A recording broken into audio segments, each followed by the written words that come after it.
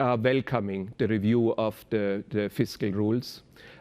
We have been suggesting that new rules would need to be simpler so that they can be monitored easier, that they can be enforced more easily, and that they can be communicated more easily. We have right now in the European Union a very complex rule set in place.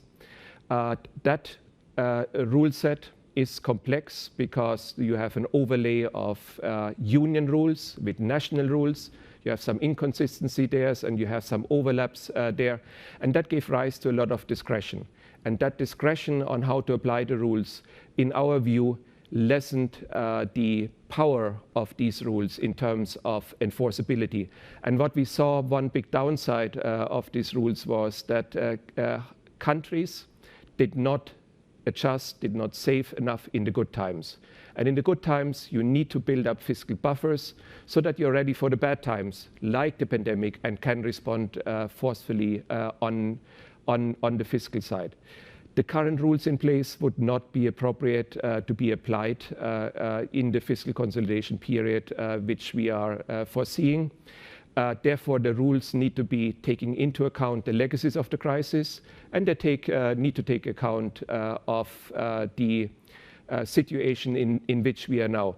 If you were to apply the existing rules, it would require a fiscal adjustment that would be counterproductive to the recovery and could also not be implemented. Therefore, reform of the fiscal rules, I think, is an important endeavor. We are welcoming this reform. And of course, the rules that need to support the consolidation efforts which countries are already starting and which we are discussing with countries in order to bring down the high debt burden in particular countries in the euro area. So let me just check, because you mentioned that the rules should take into account the legacy of the crisis. Do you mean that the deficit and the debt thresholds should be revised to higher numbers? So what we have been proposing and we are discussing right now with the authorities in the region and more generally to shift to a different kind of rule set. We are supporting an expenditure growth rule with a debt anchor in place. That debt anchor, there are various options, could be set at the union level. That debt anchor could also be set at the country level. That debt anchor could be determined by a debt sustainability analysis. So there are lots of ways of constructing a new rule set. And it needs to take into account that debt levels are way above for many countries from the original 60% enshrined in the Maastricht criteria. We also, I should mention, suggest that fiscal sustainability is certainly the focus of the rules. But at the same time, we need to have an element in there which supports macro stabilization.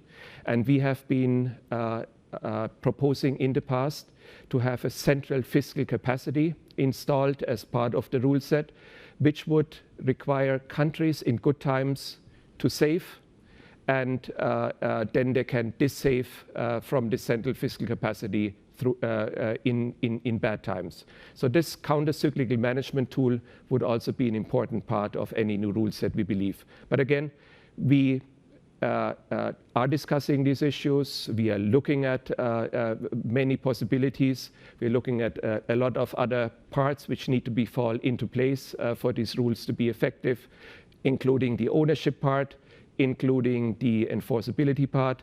What is the role for independent fiscal council in all of this?